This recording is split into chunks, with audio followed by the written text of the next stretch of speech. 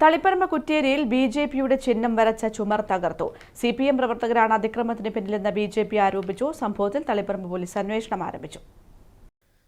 കുറ്റ്യേരി സ്വദേശി രാധാകൃഷ്ണന്റെ ഉടമസ്ഥതയിലുള്ള ബിജെപിയുടെ ചിഹ്നമായ താമര വരച്ച മതിലാണ് ഇരുട്ടിന്റെ മറവിൽ തകർക്കപ്പെട്ടത്. ശനിയാഴ്ച രാത്രി 12 മണിയോടെ ബൈക്കിലെത്തിയ ഒരു സംഘം സിപിഎം പ്രവർത്തകരാണ് അക്രമം നടത്തിയതെന്നാണ് ബിജെപി നേതൃത്വം ആരോപിക്കുന്നത്. മതിൽ തകർക്കുന്ന ശബ്ദം കേട്ട് പുറത്തിറങ്ങിയ രാധാകൃഷ്ണന്റെ ഭാര്യയ്ക്ക് നേരെ അക്രമത്തിന് മുതിരുകയും ഇവരെ കല്ലെറിയുകയും കൊല്ലുമെന്ന് ഭീഷണിപ്പെടുത്തുകയും ചെയ്തതായി വീട്ടുകാർ പറയുന്നു. വിവരമറിഞ്ഞ ഉടൻ തളിപ്പറമ്പ് പോലീസ് സ്ഥലത്തെത്തി സ്ഥിതിഗതികൾ വിലയിരുത്തി. പ്രദേശത്തെ സമാധാനാന്തരീക്ഷം തകർക്കാനുള്ള ബോധപൂർവമായ ശ്രമമാണ് സിപിഎം നടത്തുന്നതെന്ന് ബിജെപി ജില്ലാ ജനറൽ സെക്രട്ടറി എ.പി. ഗംഗാധരൻ കുറ്റപ്പെടുത്തി. ഈ പ്രദേശങ്ങളിൽ ബിജെപിയുടെ ഗണ്യമായ വോട്ട് വർധനവ്, ഒരു വാർഡിൽ 2ാം സ്ഥാനത്തേക്ക് വന്നത് ഒക്കെ തന്നെ ഇവിടുത്തെ സിപിഎം ക്രിമിനലുകളെ വല്ലാത്ത രീതിയിൽ പ്രളയപ്പെടുത്തി. ഏരിയ കമ്മിറ്റി പ്രസിഡന്റ് ശ്രീ കുഞ്ഞിരാമന്റെ ഓട്ടോറിക്ഷ ഒരു മാസത്തിനുള്ളിൽ തകർത്തു.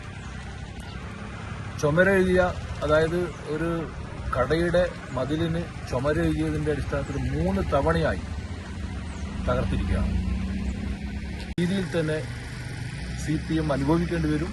അതിന് ബിജെപിയെ കൊണ്ട് ആ രീതിയിലേക്ക് ചിന്തിപ്പിക്കാൻ തുനിയരുത് എന്നുള്ള ഒരു അഭ്യർത്ഥന കൂടി പറഞ്ഞുകൊണ്ട് ഈ അക്രമത്തെ അപലപിക്കുന്നു.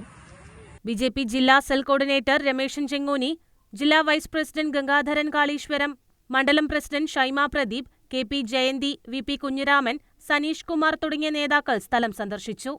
സംഭവത്തിൽ കർശന നടപടി വേണമെന്നാവശ്യപ്പെട്ട് ബിജെപി പോലീസിൽ പരാതി നൽകി. News bureau, Taliparamba.